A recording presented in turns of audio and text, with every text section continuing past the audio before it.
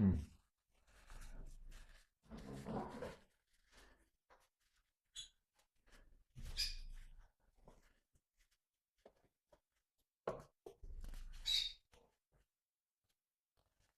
朋友们好啊，大家下午好，我们下午直播开始了。我们朋友们先把我们的小赞赞可以点一点啊，咱们马上开始今天下午的直播。大家下午好啊，欢迎朋友们走进直播间。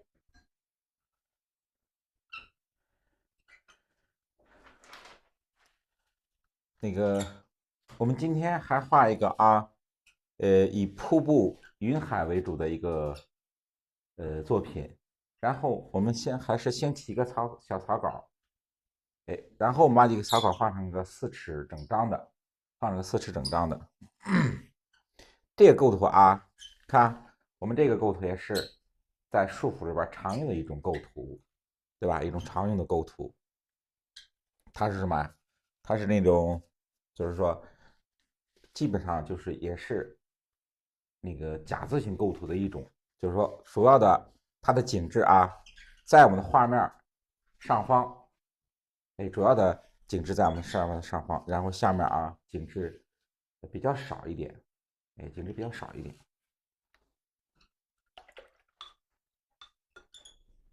这是个小尺寸的啊，我们就是画成这个4尺4开的，我们起个小稿。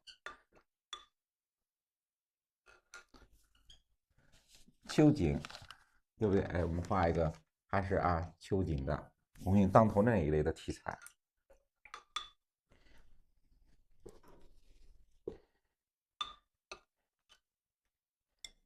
开始之前，把笔洗干净啊，看，把笔洗干净，还是我们笔尖去调墨，对不对啊？我们还是笔尖去调墨。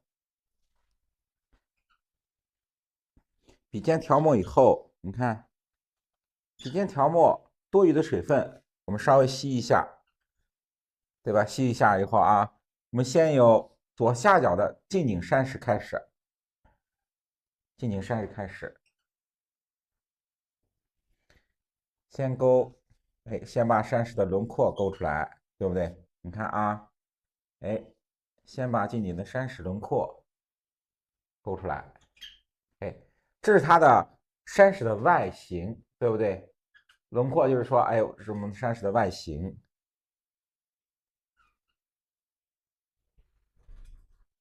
山石外形勾出来，勾出来以后，哎，里面结构，你看，我们把里边的结构分出来，分出来，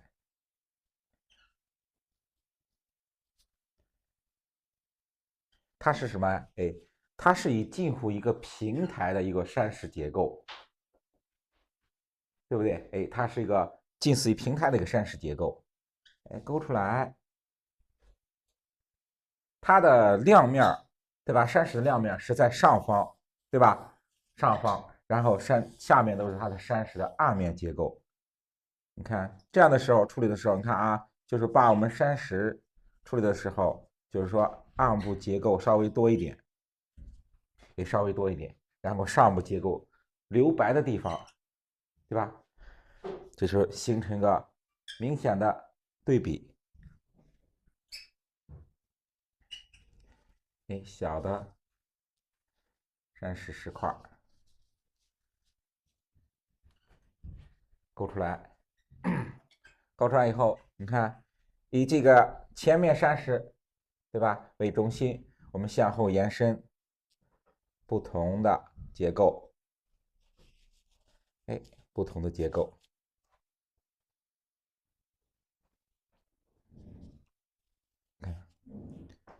不同的结构，这就是我们近景的啊，近景的山石，近景的山石。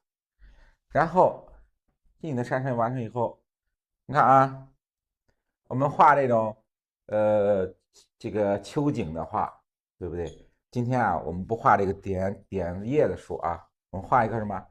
画一个松树。你看啊，画个松树，松树也是啊，先把树头，先画树头部分，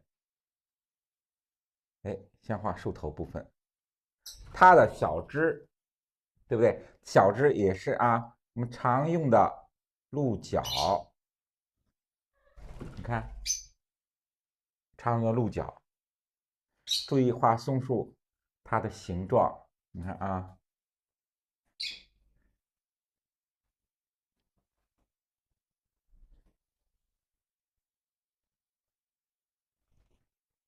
也是先把左边结构画出来，对不对？先把左边的结构轮廓线画出来。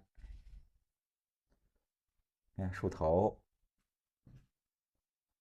哎，松树啊，注意一点，我们画松树的树头，哎，稍微小一点。你看啊，注意它这个结构、树形，哎，把左边结构画出来，右边出枝，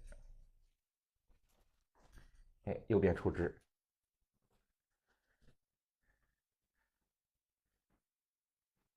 看啊，上面一个小枝，下边向下啊，向下探出一个稍微长一点的，哎，稍微长一点的树枝。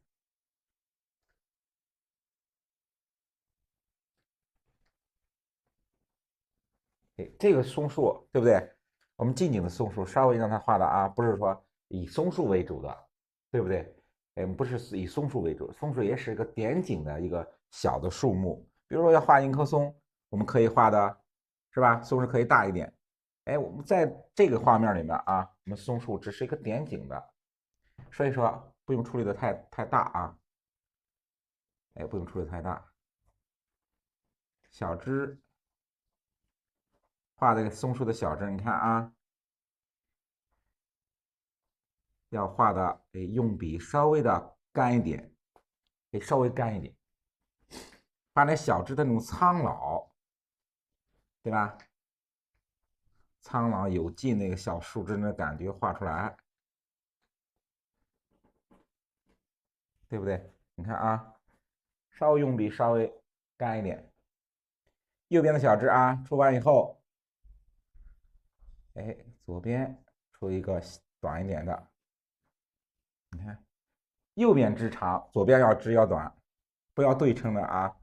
不要说左边也是长的，右边也是长的。哎，我们画的时候处理这个树的结构的时候一定要注意。你看右边我们树枝稍微伸的长一点，哎，左边的小枝哎就稍微要短一点啊。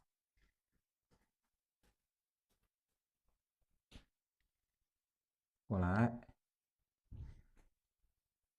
穿插，对不对？你看啊，给它穿插到这个树枝的后面，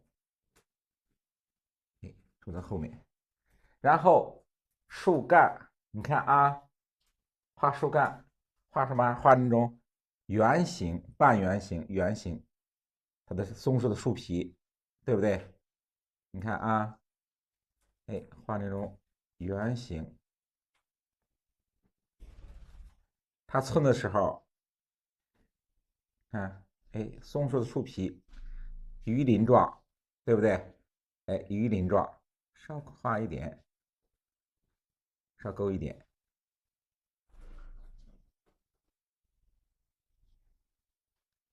稍勾一点。松树啊，树干呢？树干，对吧？鱼鳞状的，它的皴法是鱼鳞状。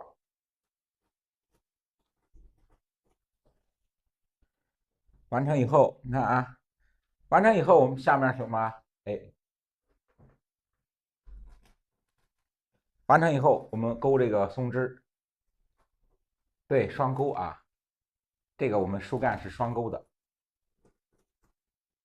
双勾，它不是双勾变单勾啊，是我们树干的是双勾，然后小树枝，你看这个地方，这是单勾的啊，小树枝是单勾的，树干我们是双勾的啊。松树枝，你看啊，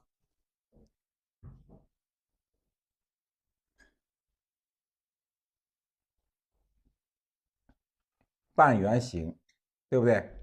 哎，半圆形的松枝，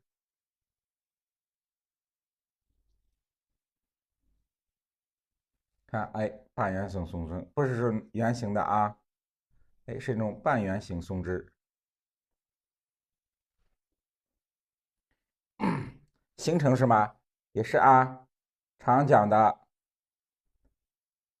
转3聚5，哎，3个一组，5个一组，哎，3个一组，5个一组，这样去点。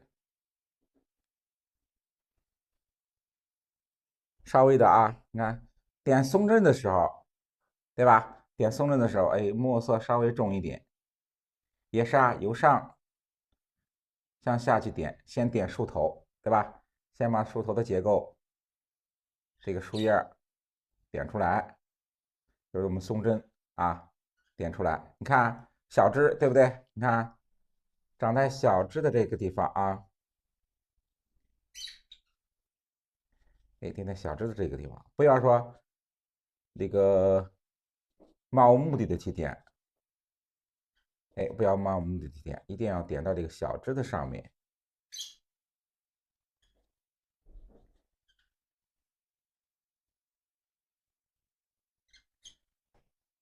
哎，树头，然后，对吧？左边树头，左边，然后我们点右边的啊。你看啊，这是前面一个枝，是不是？看这是后边的枝，所以说先点前面的啊，一定要先点前面的这个松枝。哎，先点前面的松枝，再点后面的啊，先点前面。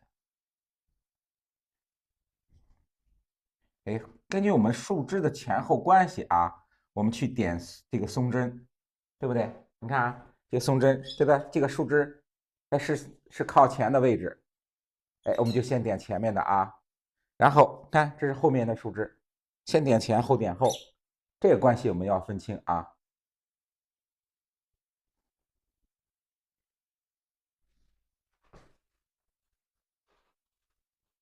对，一支就是用这一支笔啊，我这一支笔啊，山石，你看勾山石也是它，勾树木也是它啊。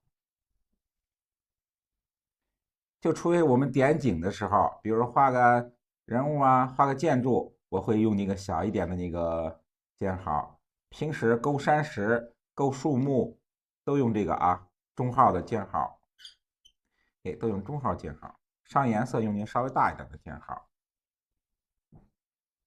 嗯，先把前面的这一组松枝点出来，然后稍微淡一点的墨，你看啊，我们点后面这一组。哎，你看我们画这个小松树的时候，注意什么？哎，就注意它的这个松针的组合。哎，一看这是一组一组，就分开就行啊，就分开就行。哎，如果你看，如果我们要画这个大的松树，迎客松，比如画迎客松吧，你要把这个松针的哎一组一组小的关系，对吧？你也要分开，然后要处理大的关系。哎，我们这个松树看啊，就处理一个小关系就行，把整体的前后树枝的关系交代清楚就可以啊。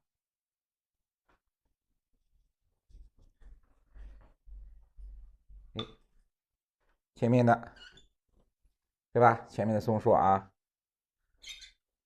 画出来，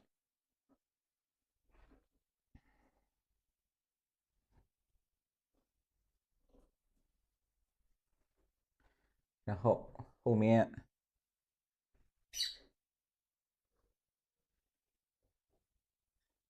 哎穿插一棵啊，你看我穿插一个稍微高一点的松树啊，不是说哎单钩变双钩，你看啊，它树头的地方对不对？树头的地方肯定是单钩，对吧？到后面树身，你看啊，过来，你看到树身的地方，对不？你肯定要变成双钩。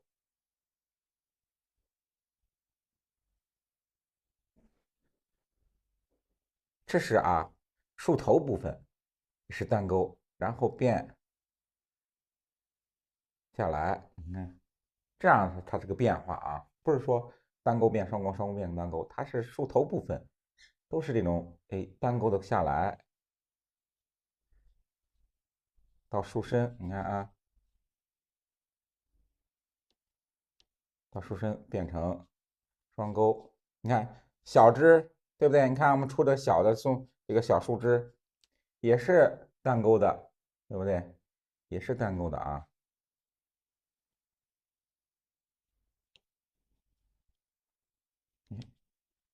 过来，穿插过来，你看，对不对？我们画小树枝，你可以单钩。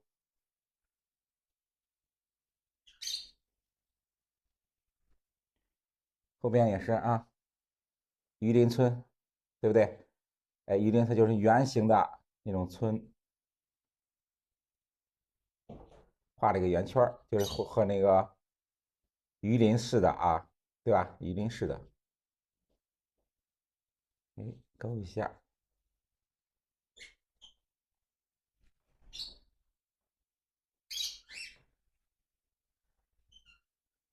先画树头，对吧？后边我们松树也是啊，先画树头，由上向下，这个顺序是不是和我们点那个树叶的这个顺序是一样的？对不对？先树头，先把这个树头的松针画出来，半圆形啊。我们在这个课里边讲过这个松枝的各种不同的画法，不同的画法。有圆形、半圆形，就是半圆就是我们说的扇面啊，扇面形状的松针，有圆形的松针，有马尾松，对不对？松针的这个画法，我们也在这个课里边都有详细的讲解，我们就现在就是说给大家做个示范就可以啊，不用讲那么多，给大家做个示范。这种松枝啊，我们画这个扇形的松枝，用在什么？用我们现在的山水用的比较多。你看我们画现在的山水用的比较多。在这个传统里边啊，传统里边这个圆形的，就是说圆形的这种车轮形的松针，还有什么马尾松、马尾形状的那种这个松针用的比较多。现在的来说啊，扇形用的比较多。扇形的松针用的比较多。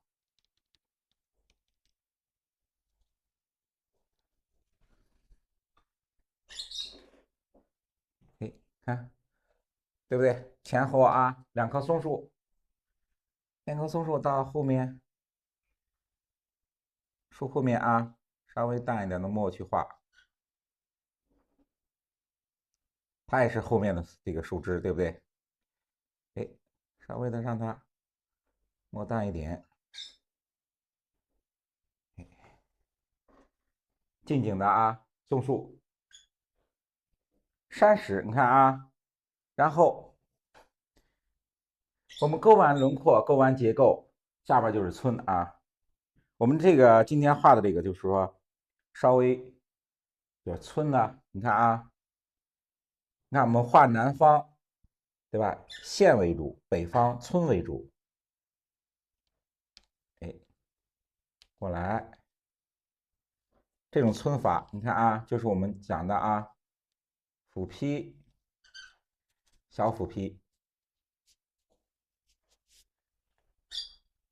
加什么呀？你看啊，这个是不是？折带，你看啊，折带加小斧劈，你看折带村，横过来向下去村，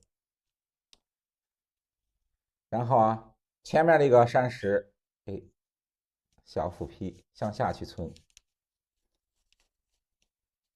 向下去村，村擦结合，看村擦结合，前面山石，完成以后。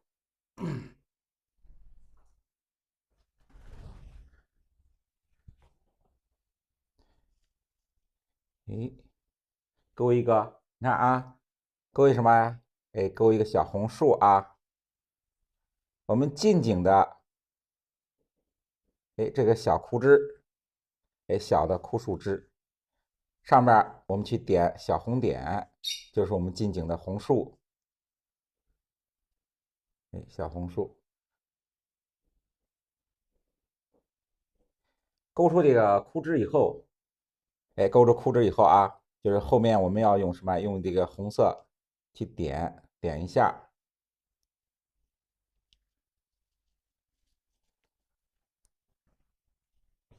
近景的，哎，近景的山石完成以后，向后延伸，画中景的主山啊。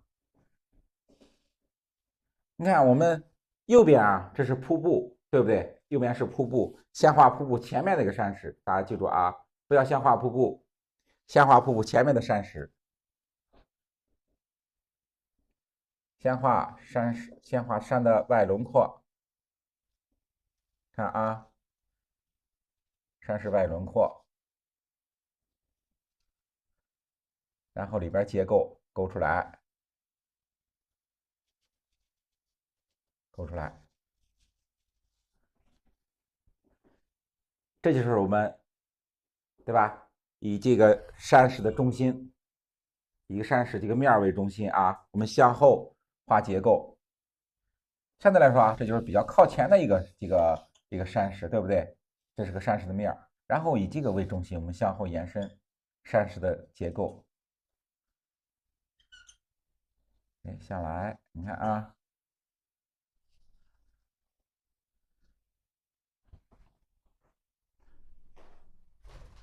然后你看啊，注意什么？我们山顶上，我们常讲啊，山顶要点什么？要点彩的地方，要点彩的地方，它的墨，你看啊，它的墨色要稍微的重一点。我们常讲，点彩的地方，哎，墨色要重一点。为了什么呀？哎，为了衬托啊，为了我们最后点彩的时候，作为底色来作为这个衬托。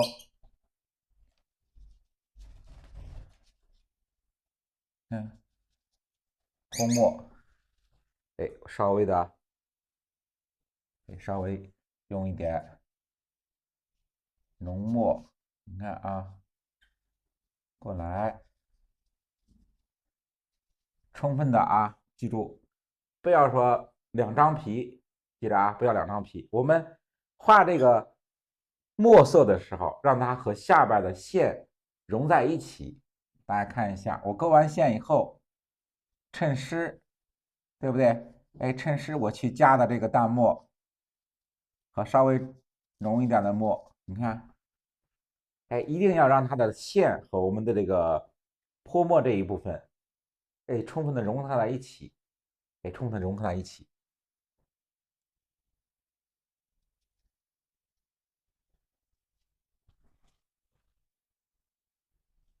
这一部分，你看啊，我们现在上这个泼墨的这一部分，上泼墨的这一部分就是我们后期啊要点红色的地方，点彩的地方，这是我们打的底色啊，这是打的底色。那如果没有这块墨做底色，到最后到后期我们上色的时候，那颜色一个是没有这么厚，对吧？也没有那么鲜亮，哎，一定要打够这个底色。水口，你看啊，水口下来，稍微重一点的墨，哎，稍微重一点的墨，把水口画出来。侧锋，你看画这个石头，对吧？你看啊，我的笔是不是侧过来，向下，向下，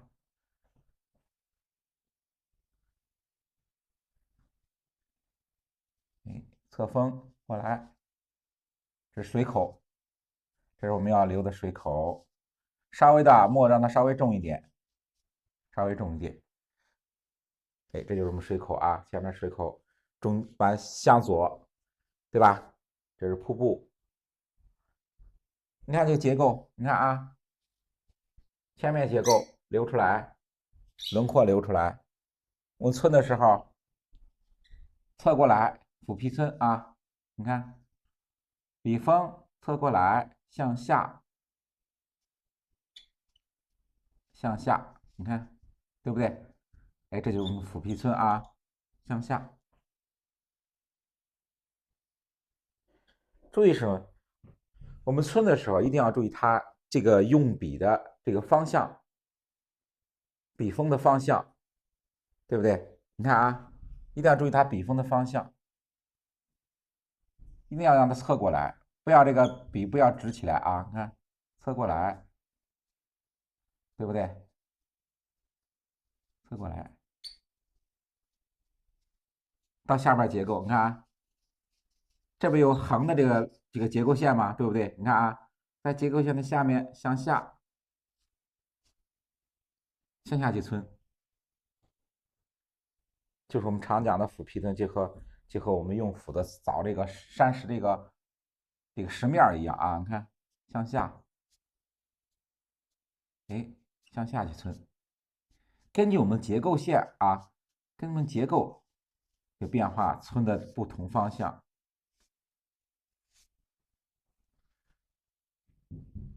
哎，根据皴的这个结构线，我们勾的结构线，哎，不同的方向去皴。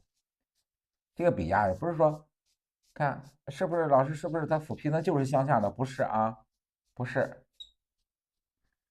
它也可能，对吧？向左去这样去劈，也可能呢，对吧？结构你可以向右也可以去劈，对不对？不是单一的，就是向下去劈的啊。哎，一定要灵活的运用它这个笔的不同方向，笔锋的不同方向。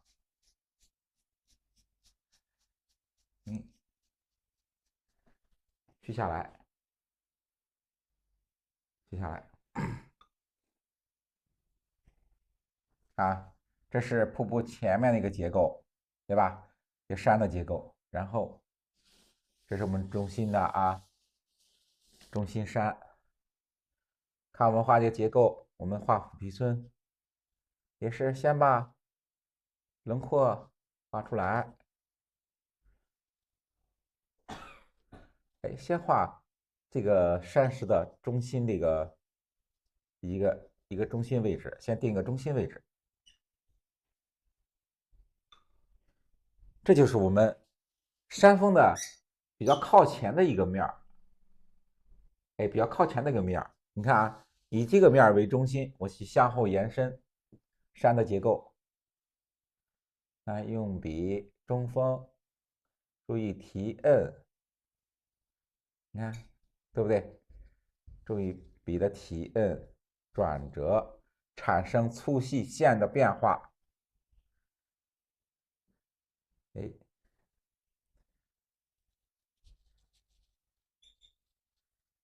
看，侧过来，这是个，对吧？这是我们山峰靠前的位置一个结构啊，靠前的一个结构，向后延伸。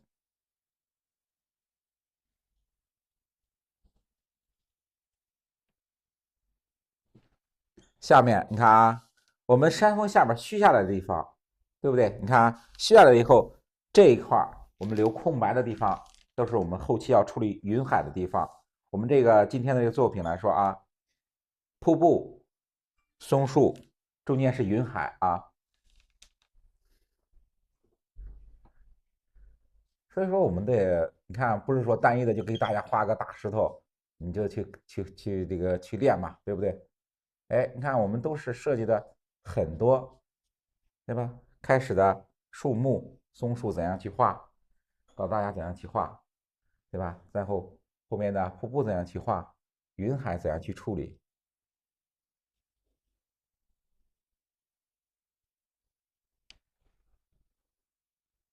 哎，你看啊，轮廓、结构勾出来，这是前面的一个，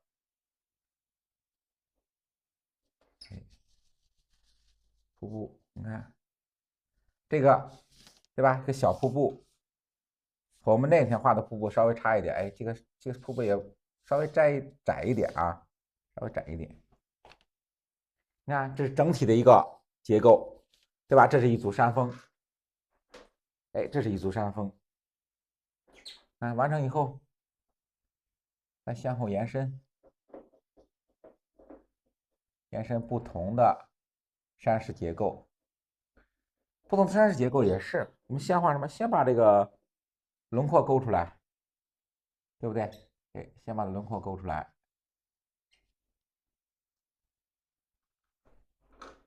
看，用笔注意提摁，哎，提摁转折。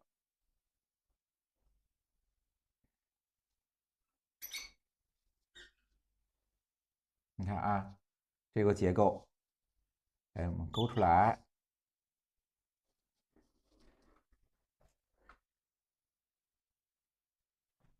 哎，先勾出轮廓啊，轮廓结构勾出来。哎，我们把瀑布的大致位置留出来，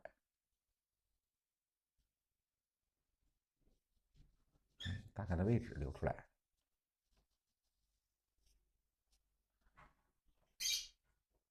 看啊，看我们这样怎样去皴，是不是？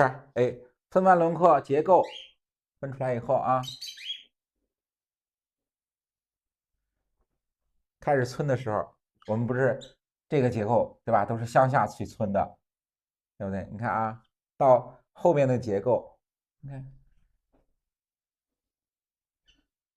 哎，向下去皴也可以啊。你看这个结构我们向下皴的也可以，你看折带也可以加个折带皴。哎，下来，你看常用的就是什么？折带斧劈相结合。哎，我们用折带斧劈相结合的皴去表现。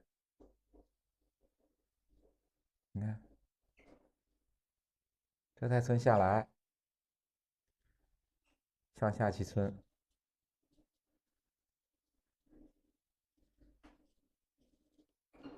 哎，就是我们折带斧劈相结合的这种皴法。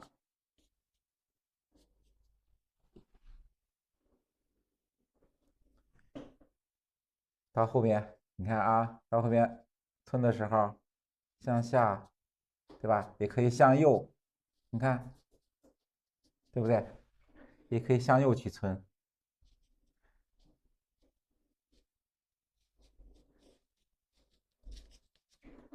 到瀑布靠近瀑布水面的地方，你看啊，瀑布水面的地方，让它颜色墨色稍微重一点，哎，稍微重一点。就是我们靠近水面的地方比较潮湿，山势比较潮湿啊，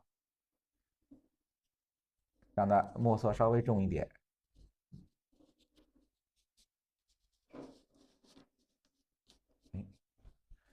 淡墨擦下来，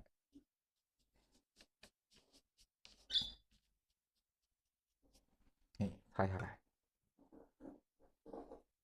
那是不是我们的斧劈皴可以向下，对吧？也可以向右去皴。所以说，你看，就是我们笔锋的不同，哎，要根据我们画面山石结构不同，哎，我们这个笔锋的变化，对吧？随之要变化，不要单一的，我就用向下的皴，对吧？或者是全部都是向左去皴，哎，一定要灵活的运用它的笔锋。它也不是这个，我们折带皴也不是固定的去运用，它也是结合啊，它也是结合在一起。这是现在我们画山水的一种这种技法，就是把皴法常用的皴法我们融合在一起，融合在一起。哎，后面的山石，你看啊，前面那个结构向下去村，哎，向下去村，过来，看，哎，向左，哎，向左，看，对不对？我们也不是向下去村，哎，向左去村，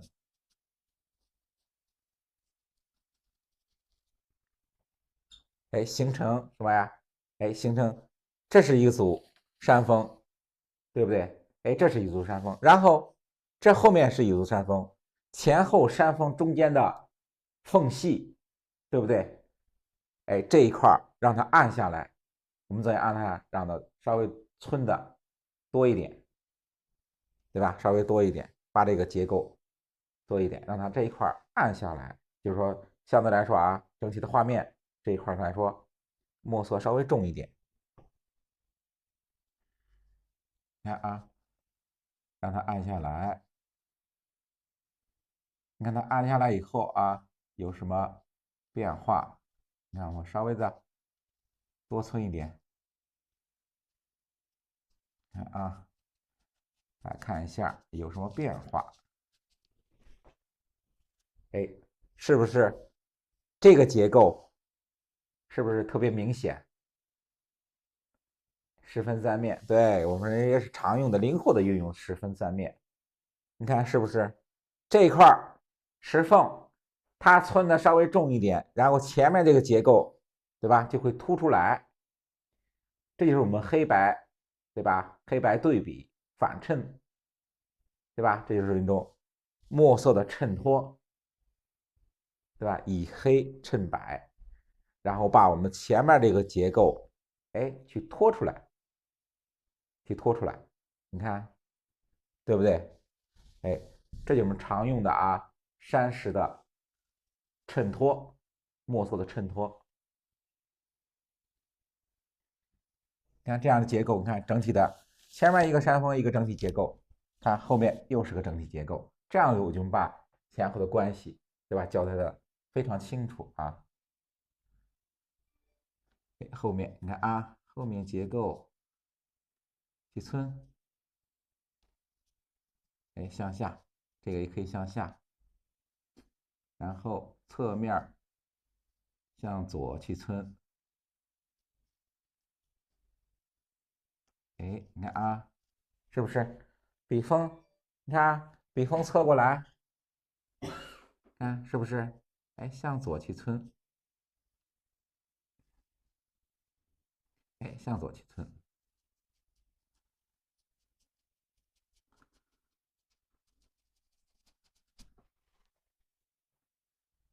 哎，这就是个，哎，这是一组山峰，对不对？完成以后，哎，我们这边你看啊，我们这个墨块是点彩的地方，哎，这个山峰完成以后啊，哎，用墨稍微的加一点，哎，稍微加一点，加一点的目的也是为了什么？哎，为了我们后期点彩，也是为了后期去点彩。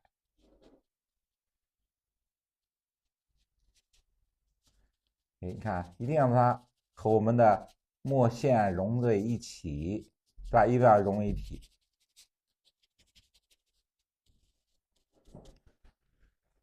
一旦融为一体，这一部分就是哎，我们后期要点彩的地方，大家注意啊，这是我们点彩的地方。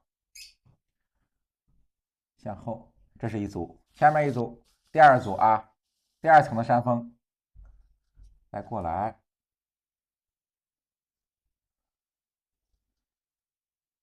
哎，过来啊，第二层的山峰完成。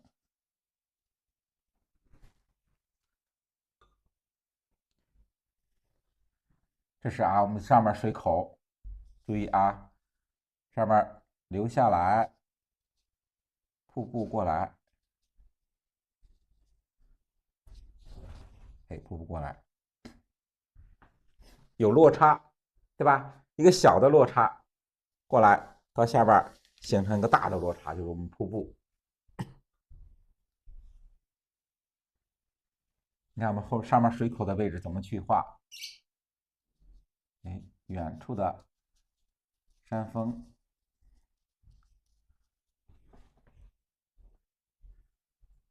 哎，先把上面我们植被的地方，对不对？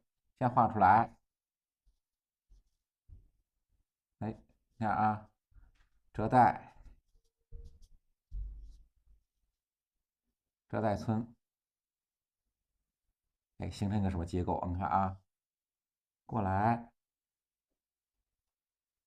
这个北风下来以后向左，你看啊，我给大家讲的啊，竖过来，向左去村。哎，这是一种变，就是说稍微变一点的折带村，对吧？我们常见的折带村是横笔向下去村，对不对？横笔向下去村。哎，这个折带村呢，对吧？它方向稍变了一点，你看啊，竖一笔向左，你看，哎，竖一笔向左，这也是折带村的一种，对吧？这也是折带村。所以说，哎，我们要熟悉了各种村法以后啊，哎，熟悉了各种村法以后，哎，灵活的去运用它，不要是在脑子里定成一个思想，就是这折带村就是向横一笔向下，横一笔向下，对不对？不是那样的，要灵活的运用，对不对？要灵活的运用。对，我们开始讲过了啊，开始画的时候先讲构图，然后画面主要的景有什么，对吧？我们开始画的时候先讲这个啊。下面你看啊，哎，下面虚下来，我需要把这个水口地方虚下来。你看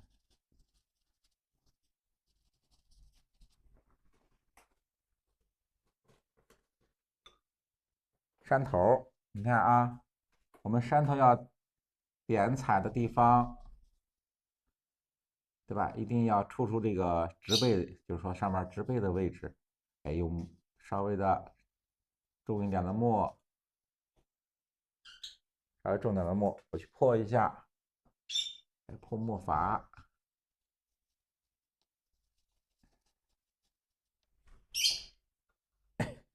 一定要注意我那个这个墨的这个添加，对我们后面点彩非常有用啊！大家记住，哎，非常有用。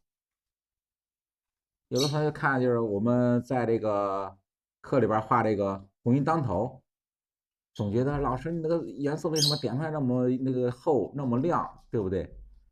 怎么我点出来老觉得这个颜色特别浅，达不到那种特别鲜亮、特别厚重那个颜色？为什么？就是我们底色，哎，就是我们这个墨的底色你没有上够。有朋友来的晚，可能不知道多大的纸，咱们老朋友们告诉他了。对，你看有朋友一会儿问说怎么没有讲构图，没有讲布局啊？一会儿说怎么不知道多大的纸啊？我们老朋友们告诉这位新朋友好不好？对，告诉他多大的纸，对，我们常用的啊，老同学或者我们猜那个进来早的同学可以告诉他们啊，多大的纸，然后我们今天的构图都可以打在公屏上，哎，告诉他，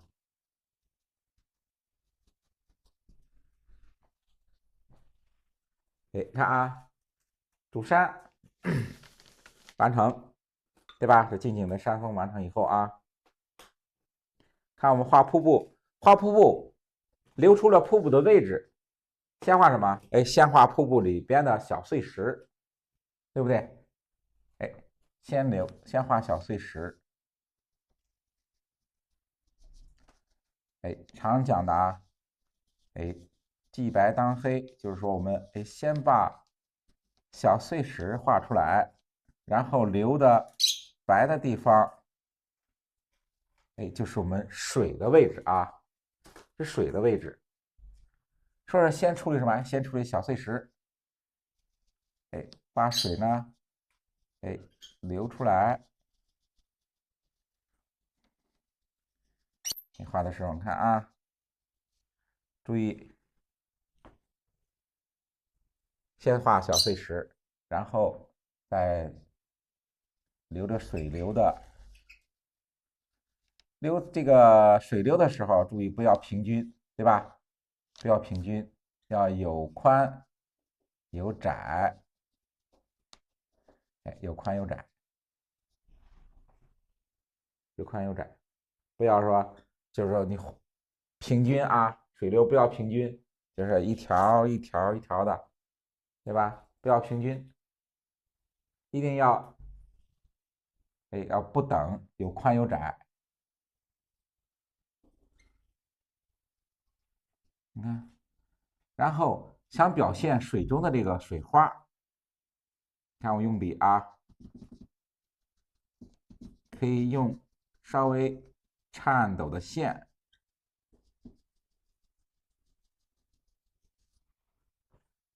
颤抖的线去把这个水遇到这个碎石，对吧？遇到瀑布中的碎石，它溅起来的水花，哎，你看啊，用这个颤笔表现出来。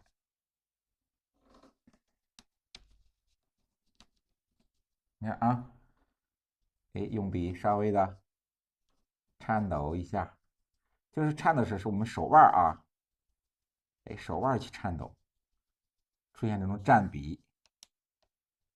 看，哎，这就体现我们瀑布遇到小碎石溅起的水花，这样去体现。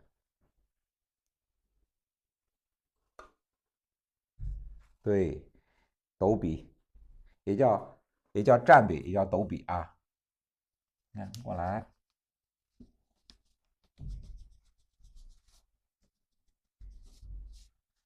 哎，下来，你看下面啊，到下边用淡墨干笔稍擦一下，哎，稍擦一下，看啊，这是下面的一层水，对不对？哎，下面一层水，你看第二层，哎，第二层也是先画它的小碎石，也就是小碎石下来，然后啊浇在水口，对吧？这是云雾，哎，我们水是从远近的山上流下来，对吧？流下来形成落差，哎，这就是瀑布，形成瀑布。哎，我来，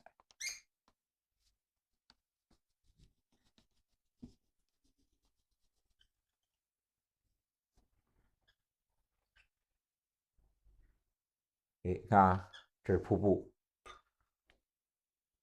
看近景、中景完成以后，对吧？下边就是啊，我们画远山。远山就是主要画出什么？画它的结构就可以，对不对？画它的结构就可以。哎，你看啊，这是近景的一个山峰，近景的山峰。我们用淡墨画一下。你看下边是云，对吧？就是水汽啊，云和水汽。哎，淡墨画出来。要到后面，对吧？你看后边我们还有远山的画啊，还有远山的画，只勾结构，哎，注意一下啊，稍微淡一点的墨色，哎，稍微淡一点的墨色啊，先勾轮廓。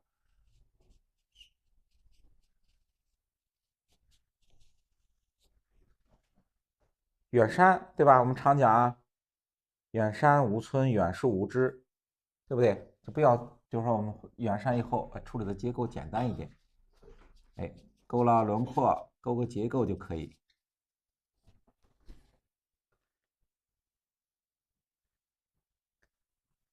只勾啊，只勾简单的轮廓和简单的结构，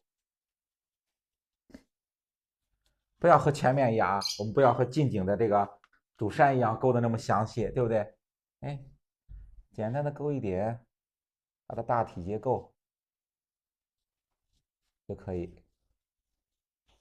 哎，下来，哎，下面也是啊，下边也是也虚下来，让它虚下来，可以。我现在用的就是啊，我现在用的就是中号的那个尖号，我一直要用中号。这个中号的就是我们勾山石、勾树木，对吧？都挺好用的啊。它这个笔锋就是说比较适合画山石、树木，都是比较适合的。对，远山无村，远树无知。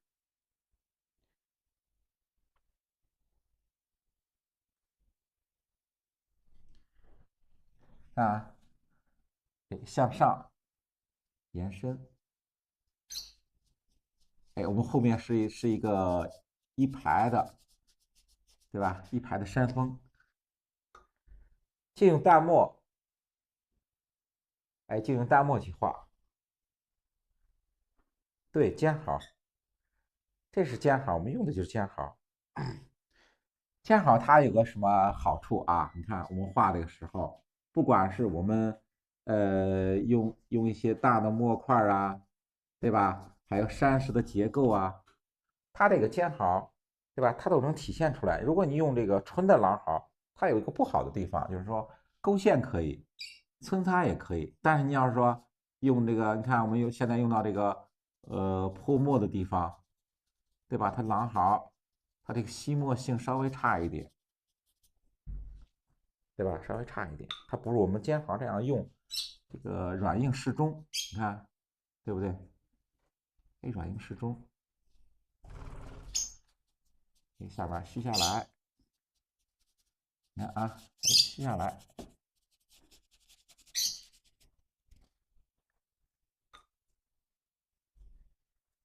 哎，后边山峰用墨，对不对？一定要稍微淡一点，不要太重。哎，过来，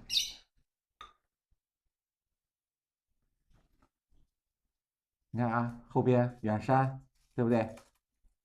哎，勾出结构来，勾出轮廓，勾出结构就行，不用去皴，对不对？哎，不用去皴。哎，下边干笔擦一下，对不对？擦一下，把它虚下来。你看啊，再把它虚下来。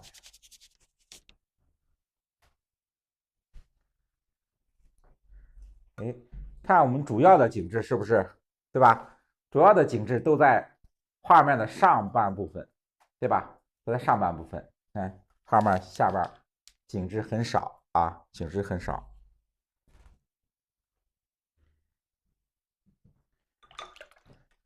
我们远山，看我们今天远山，我们用什么啊？用赭石。哎，我们今天画一个远山，我们直接用颜色画出来啊。赭石，朱标，稍加一点朱标啊，稍加一点朱标。对，这个同学猜的挺对的啊。我们今天画一个鸿运当头的一个构图啊，大家都挺喜欢这个构图的啊。今天我们就画一个啊，画一个鸿运当头。哎，朱标，你看我用颜色画远山，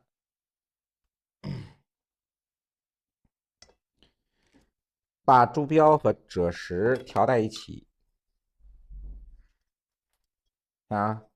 哎，朱标、赭石调在一起，还是我们这个勾山石的啊，勾山石的这个笔。看啊，我们画远山，用赭石和朱标调在一起的。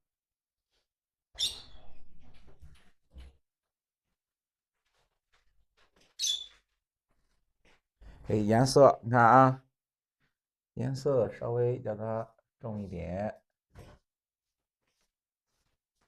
哎，颜色稍微让它重一点。画个山峰，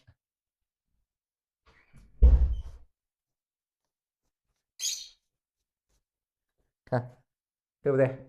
哎，这个画这个山峰的时候，也不用皴，也不用勾，对不对？哎，我们直接用颜色画出它的哎山的形状就可以啊。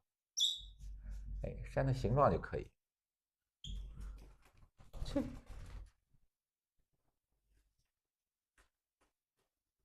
哎，注意啊，这个远山是在我们这个弹幕的远山后面啊，不要画到前面了啊，画到它远山的后面。你看，哎，过来，看下面，到下面以后虚下来，对不对？哎，把它虚下来。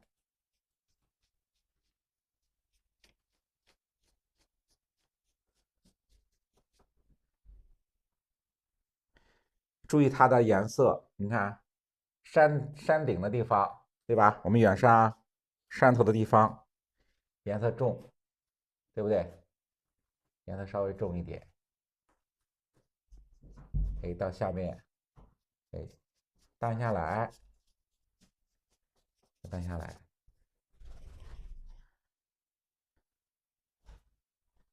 这样不要齐，大家还要注意啊。我们画这个远山的时候，到下面颜色，哎，你看，不要画成一个特别齐的，哎，稍微的有一点云的这种形状。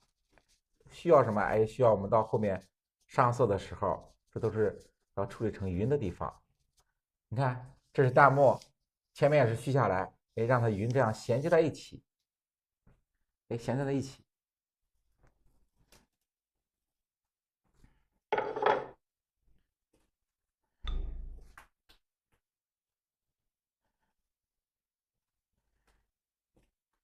看啊，主山，对吧？近景的平台、松树，哎，我们点景的地方啊，加一个点景的，看画在什么地方？小树的后面，松树下面吧。你看啊，哎，我们看可以在这儿啊，在松树下面，我们可以加个什么？哎，加个平台，对吧？加个观景台。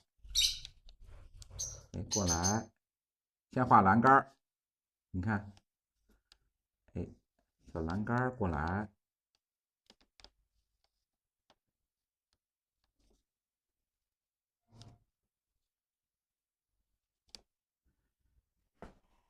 哎，画个观景台，然后可以画个人物啊，哎，画个小人物，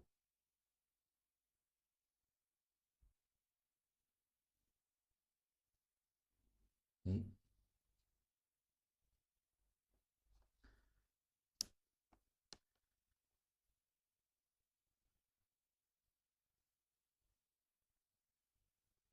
哎，两个人物啊，可以哎在一起，然后哎可以在这个观景台上啊，你看，一个是瀑布，对不对？哎，能看瀑布，然后下边是云海，哎，能看云海。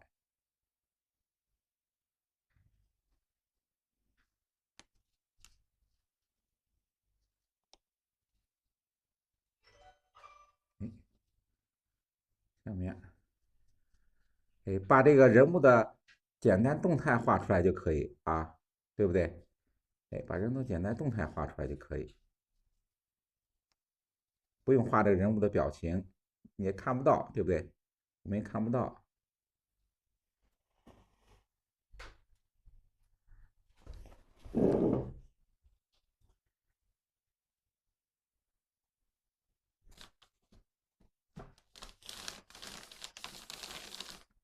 哎，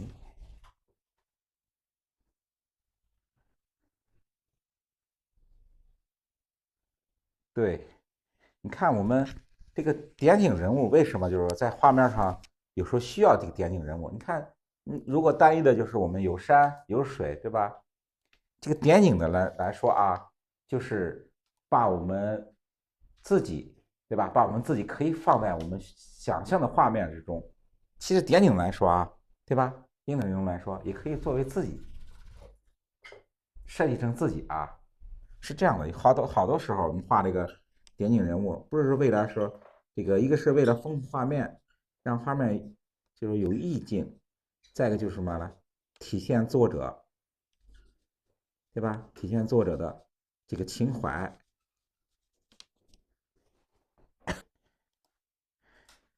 看我们这个画完以后，我们山上的小树，对吧？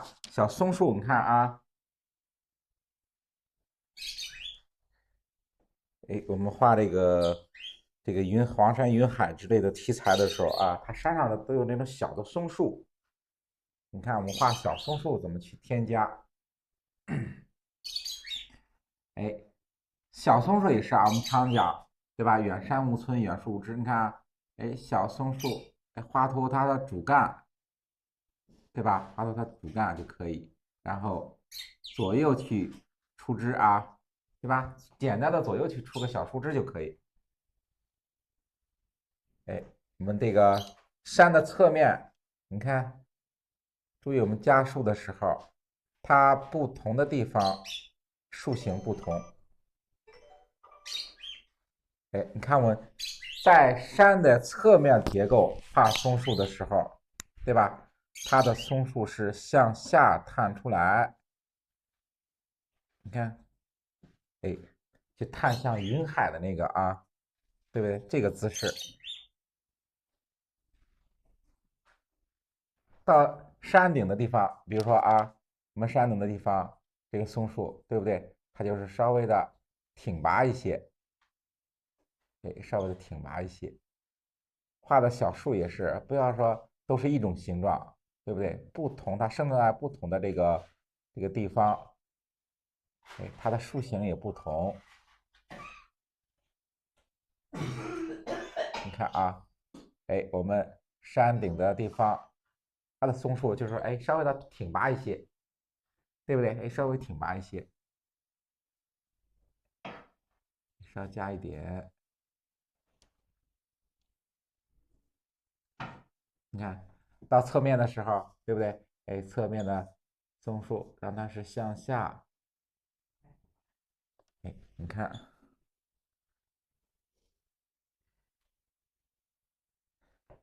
哎，这个松树，你看树叶的时候，松针，对吧？我们不要去勾了就，哎，把笔，哎，把笔锋，哎，把笔锋我们压扁一些，对吧？用散锋去画，看，哎，用散锋去画也可以，画在我们出的左右小枝子上面，用散锋去画，对吧？点一些这个松枝就可以，哎，散锋，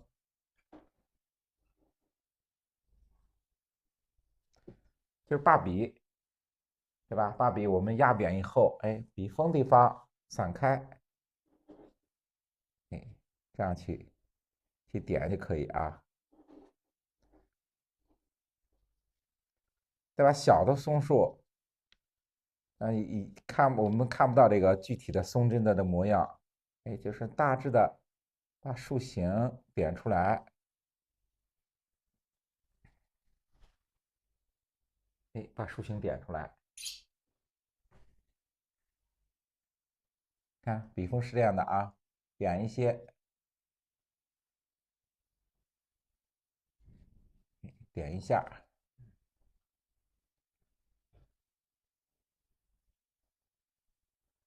哎，稍点一点，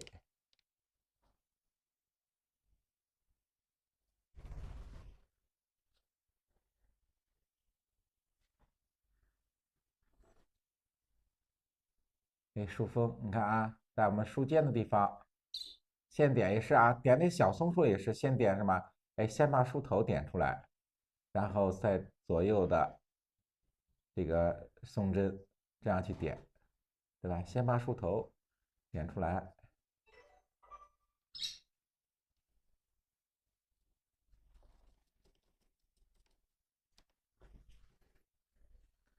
哎，这是山上的小松树，哎，我们补充一下，对不对？哎，稍补充一下小松树，丰富一下我们的画面。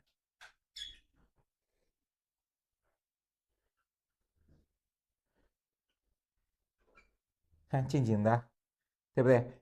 松树的后面，哎，松树的后面，哎，可以加一些小的灌木啊，哎，稍微加一些小的灌木。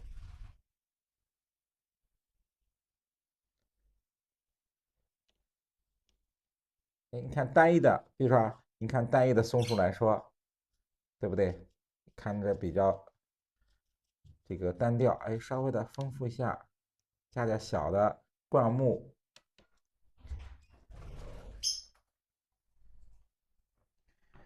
哎，下面你看啊，我们平台的地方，对不对？你看平台的地方，哎，可以加一个，对吧？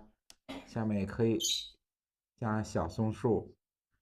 这是啊，这是我们平台下面树头的地方，松树树头的地方，哎，只画个局部结构，哎，不用画这个松树的树身啊，哎，画个小这个树头，点一个松针，就代表，哎，平台的下面，对不对？还有松树，还有松树林，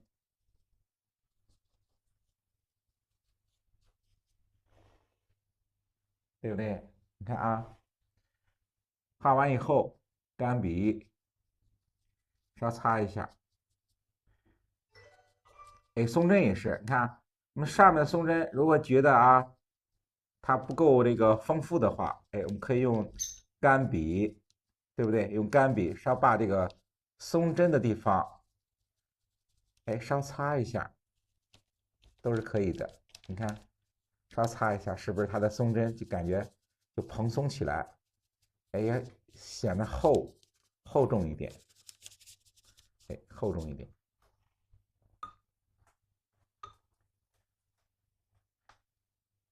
点胎，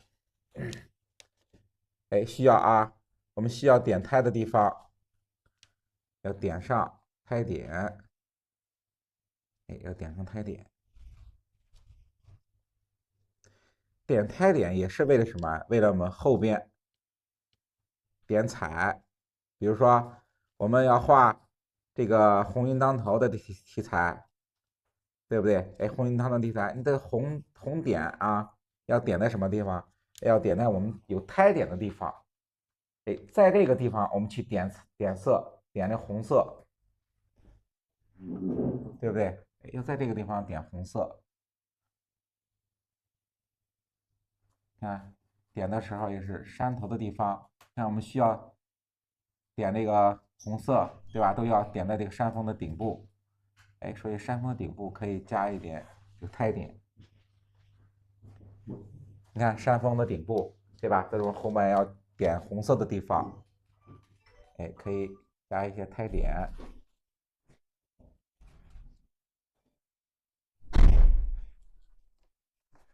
加一些胎点，让它山峰，对吧？山顶的地方，让它胎点稍微多一点，因为等到后面我们点彩，主要的都是点在我们山顶的地方，对不对？哎，都在点在山顶的地方，所以说这个地方胎点可以多一点，可以多一点。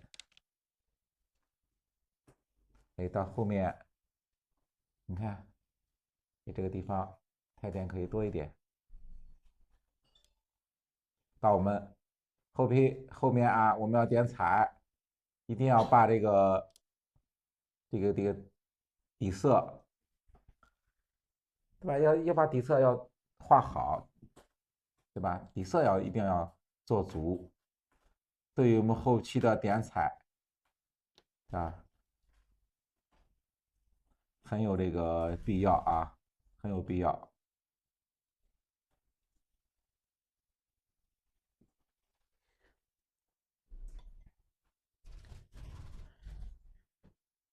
看啊，现在我们墨线勾完以后，需要加墨的地方，加淡墨的地方，你看啊，重点的地方就是什么？哎，瀑布，对不对？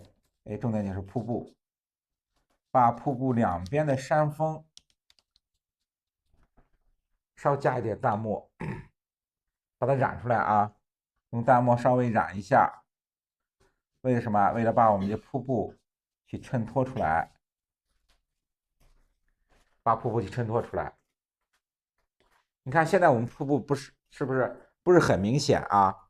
不是很明显，不是很明显。所以呢，哎，我们把两边的山峰稍加一点淡墨，哎，稍加一点淡墨，加深一下山石的这个结构，山的结构，把我们的瀑布，对吧？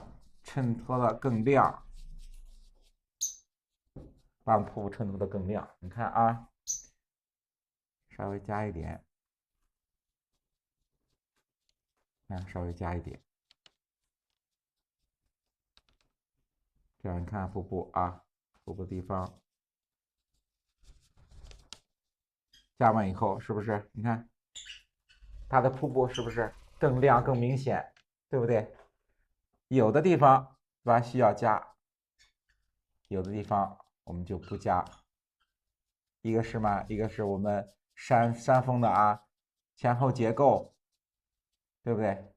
再一个就是我们瀑布的左右两边的山石，这需要加的地方。你看加完以后，我们的瀑布是不是哎更明显？还有地方就是什么？哎，我们下边啊，瀑布不是山峰的下面，我们需要染云的地方。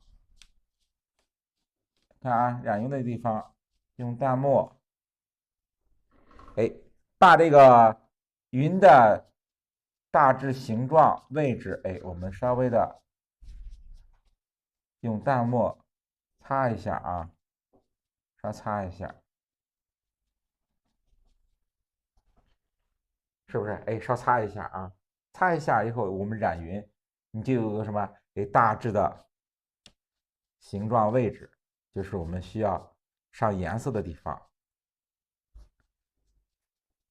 上颜色的地方，然后留白的地方，对不对？哎，就是我们云的，哎，这个位置啊，留白就是云的位置。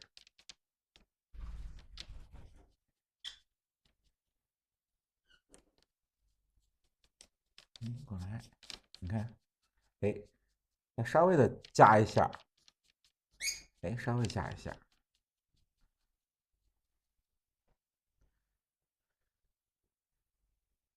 水口，看淡墨稍擦一下，也是到下面以后，看到下面我们用那个淡墨干笔刷一下啊，就是和我们这个擦一样，对不对？哎，刷一下。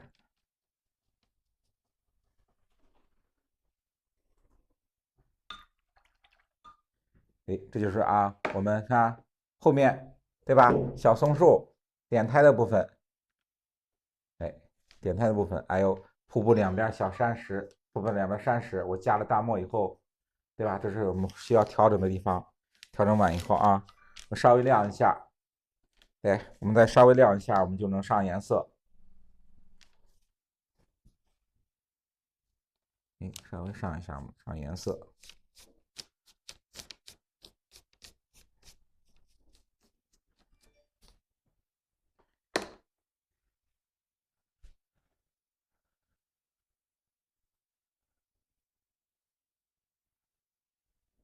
瀑布你不能啊，我们注意还有一点啊，我们再讲一下瀑布这个，瀑布你不要画的太高，不要画的太高，因为什么呢？你看啊，瀑布画的时候，你看我们这种瀑布的时候，它是什么？它下边有云海，然后你要交代水，对吧？瀑布形成的怎样形成？看有远山，对吧？汇集小溪流汇集成一个瀑布，对吧？你不要说你从山顶上，对吧？比如说你从你山顶上直接流下瀑布来以后，上面没有远山，没有凭空出现的瀑布，对吧？都是一个各种小溪流汇集到一起，形成一个大的落差，再形成一个瀑布，是这样的啊。所以说画瀑布的时候，要根据你的画面去定瀑布的位置，定瀑布的位置。哎，这个今天我们画的瀑布稍微小一点，它是以云瀑布为主，看下边还有大片的云，是这样的啊。如果是表现瀑布，如果我们画，比如说画这个壶口瀑布，还有什么黄果树瀑布，对吧？它是以瀑布为主的，那可以画的瀑布稍微大一点，稍微大一点。可以，你看我们同学临的时候可以啊，你不要说每天就是说我今天就得画出一张来，你不用那么着急。我们自己在家画的时候可以不要着急，慢慢的去临，哎，慢慢的去临，先看课，哎，先把课里边哎，先就是浏览一遍老师墨稿怎么去画的，用笔。我每一幅作品之前画之前，这个墨稿先画树啊，先画山石啊，用什么笔，对吧？用什么笔法？山石用什么皴？哎，我都详细的先讲解，然后我再去画墨稿。到上色也是啊，先上什么颜色，后上什么颜色，它的规律是什么，我都有个详细的讲解。我们临之前，大家可以先浏览一遍，然后我再去下笔，再去画。哎，那样去临下来啊，相对来说比较这个怎么说呀？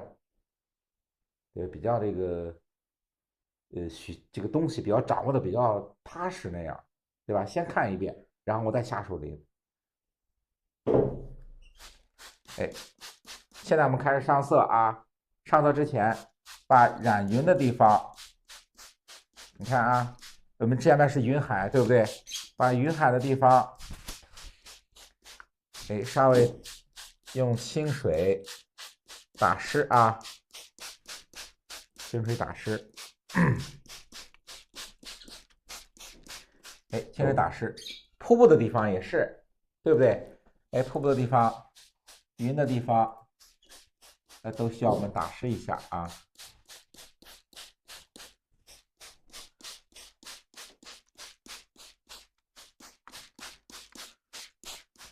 打湿以后，你看啊，染云、瀑布，对，循序渐进，对，掌握知识点，对吧？我们可以就是由简入繁，对吧？一点一点的去掌握。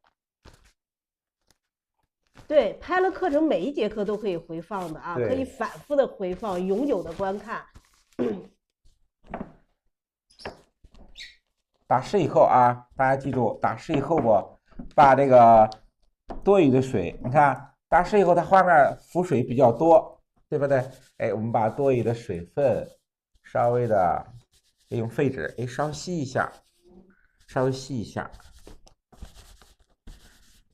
吸一下。这时候我们不要染匀先啊，因为它现在染匀的地方相对来说比较湿，哎，比较湿。我们可以先染什么？哎，先染树木山石，哎，先染这一部分啊，先染这一部分。树木、赭石，你看啊，我们还是用赭石、藤黄，常用的，哎，常用的啊，赭石、藤黄两个颜色，这是树木，稍微的啊，赭石、藤黄稍加一点淡墨，你看，来看一下啊，赭石、藤黄稍加一点淡墨。我们染树干的地方，染树干的地方，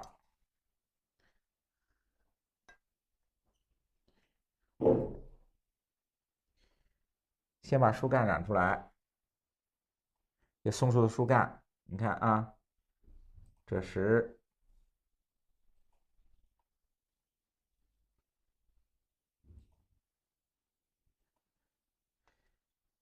染完树干，你看啊，染完树干，下边就是山石部分，还是这个赭石啊，还是这个赭石。哎，我们调的这是赭石，看啊，我去怎么染？染的时候，你看我们山石染到哪儿？你看啊，哎，我在山石这个结构上，我去复勾啊，你看，哎，我去复勾，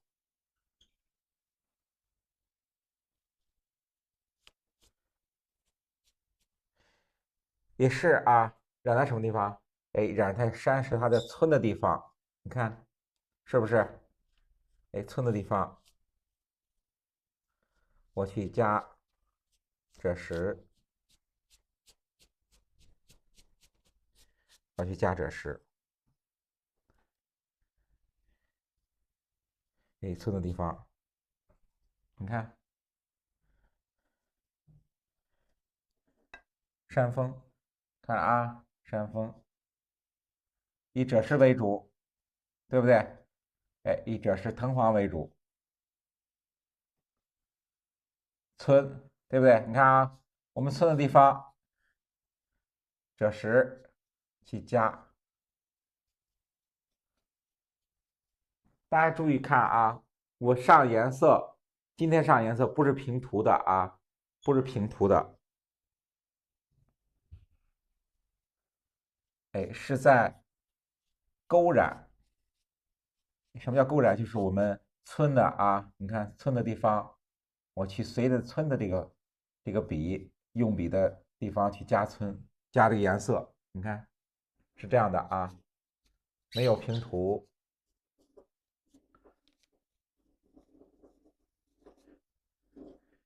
哎，你看我们向右村上颜色，随着这个村，我去加颜色，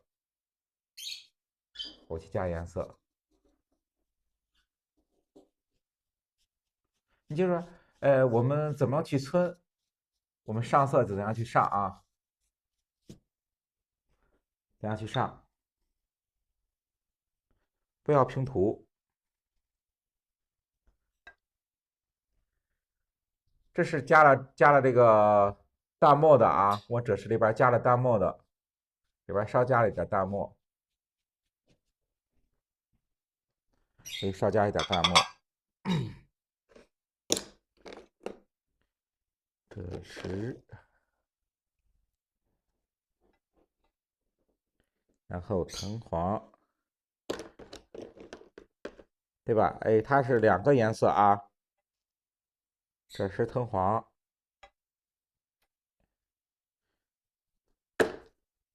稍加一点大墨，赭石藤黄。先把这两个颜色调在一起，哎，先把两个颜色调在一起，然后再加一点，对吧？加在一起，看啊，每次上色之前，两个颜色、三个颜色，对吧？你比如说它的两个颜色、三个颜色融合在一起的话，要让它充分的融合，就是我们稍微的多搅两遍，不是三滤啊，同学们是淡墨，哎，我们赭石里边加的淡墨啊。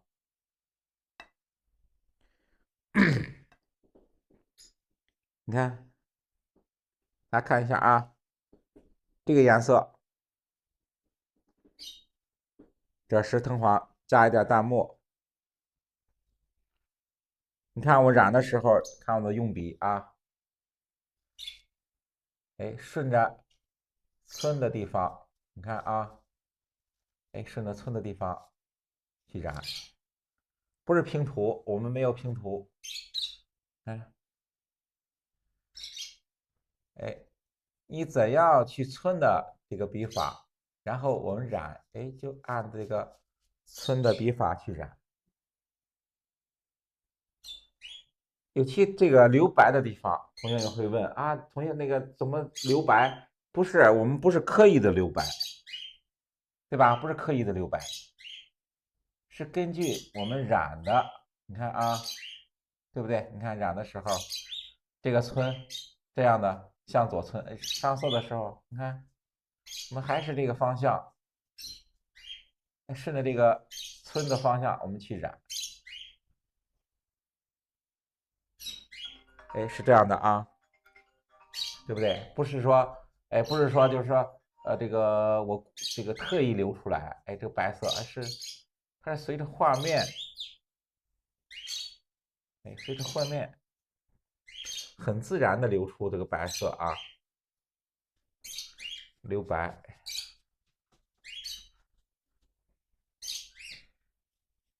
你看，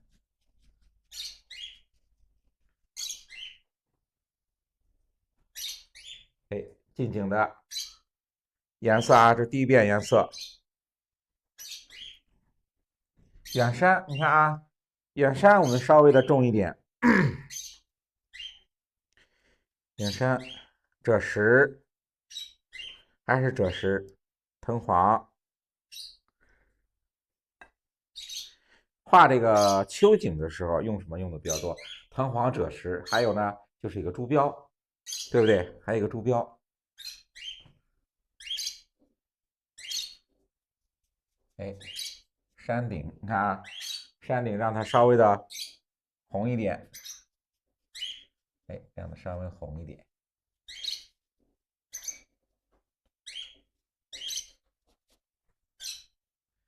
哎，稍微红一点，哎，它的白色，你看啊，对吧？哎，不要说我就是留白的话就刻意留白，你看，哎，随意一点，很自然它就留出白色来啊。远山，远山我们是赭石、藤黄、珠标三个颜色，我充分的搅一下，哎，把它稍微充分的搅一下啊。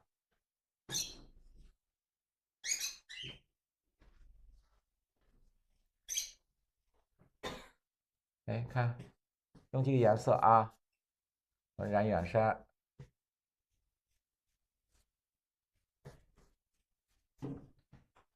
哎，这个颜色啊，稍微的加一点珠标，就是藤黄赭石里边，哎，稍加一点珠标。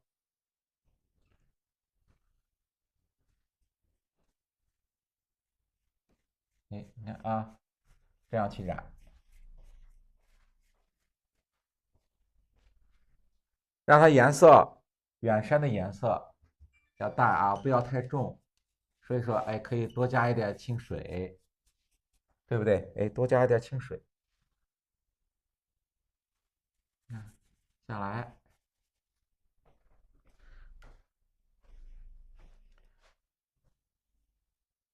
嗯，哎，颜色对吧？远山的颜色一定要这个淡一点，不要太重啊。所以说，我们上颜色可以加一点，多加一点清水，不要太厚。哎，下来，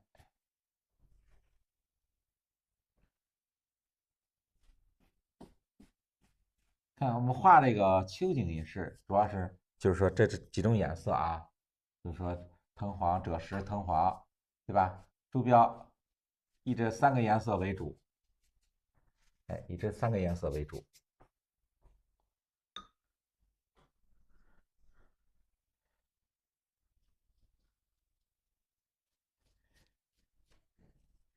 哎，近景颜色稍重一点，让它稍重一点。哎，下边就是啊，云海，你看啊，云海的颜色染云用什么？用花青啊，用花青。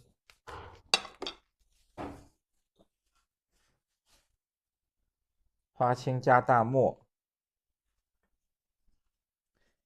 哎，花青加淡墨，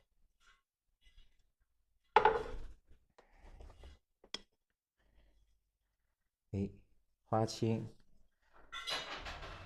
先调花青，对不对？哎，先调花青，然后花青里面不会阴呢，不会阴。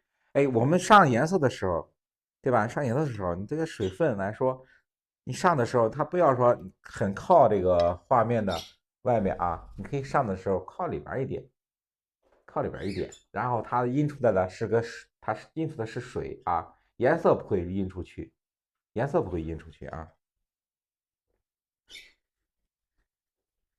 那染云的颜色，花青加稍加一点淡墨，对，还是这一支笔啊，还是这一支笔。你看，染云啊，先染山脚，对吧？先把山这一部分云染出来。哎，先染这一部分啊。哎，花青、淡墨。哎，注意我们染云的时候，哎，它云的这个动态，对不对？哎，它要注意它云有，就是说，哎，看有凸出来的地方，对吧？有凹进去的地方，啊，有深有浅，对吧？有的云层稍微厚一点，有的云层呢稍微薄一点。看，你看，先把这个说，哎，上面的云层留出来，它是什么呀？它根据我们这个颜色，对吧？根据我们上的颜色，留白的地方就是我们云的地方。哎，用这个颜色把云的形状，我们就是说，哎，衬托出来。你看，给衬托出来。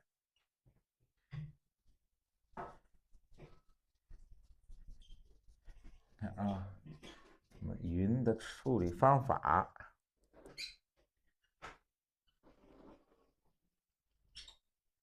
哎，靠近山的地方，云层相对来说，哎，比较厚一点，哎，比较厚一点。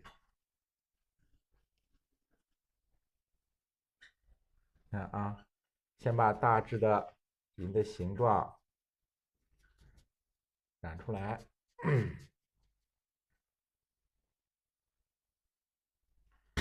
哎，中间留白，对不对？你看啊，我们染的颜色，对吧？这不是云的颜色，哎，是我们留白才是云的地方啊，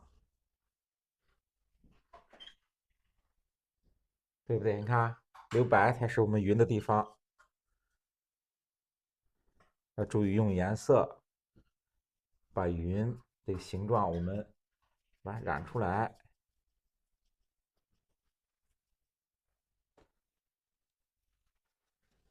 哎，看，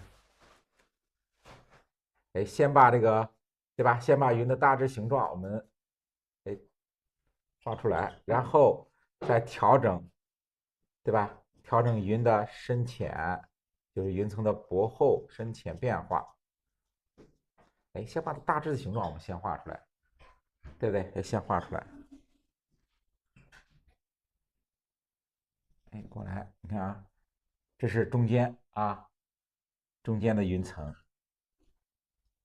染云的时候，我们可以看啊，把颜色控制的稍微的，哎，干一点。你看，稍微干一点。哎，用这个侧锋，对不对？哎，用笔的侧锋去染啊，笔的侧锋去染，不是用这个笔尖啊，看，用我们这个笔的侧锋，哎，去染。你看，先把云的大致形状我们染出来，然后再抠里边小的细节啊。先一个整体，对吧？先一个云的整体形状，哎，整体情况我们先染出来，再收拾里边的小的结构，就是说小的云层、小结构，对吧？先把一个整的结构我们画出来，哎，整的结构画出来，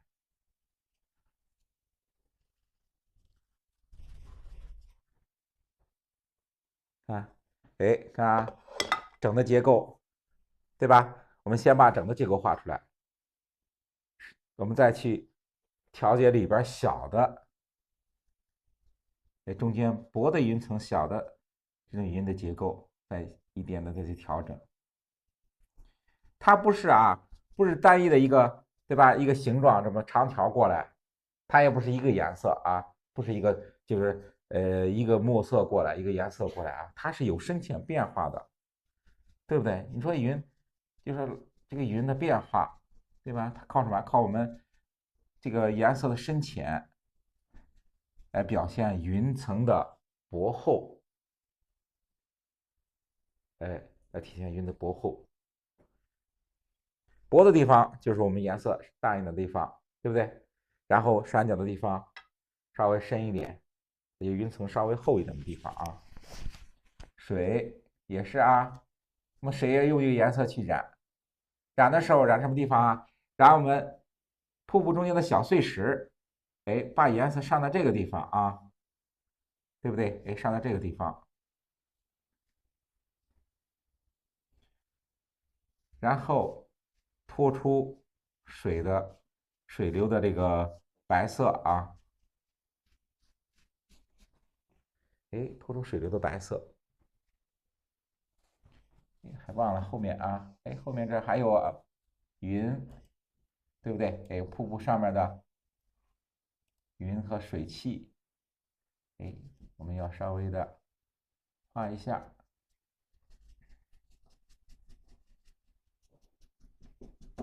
稍微画一下。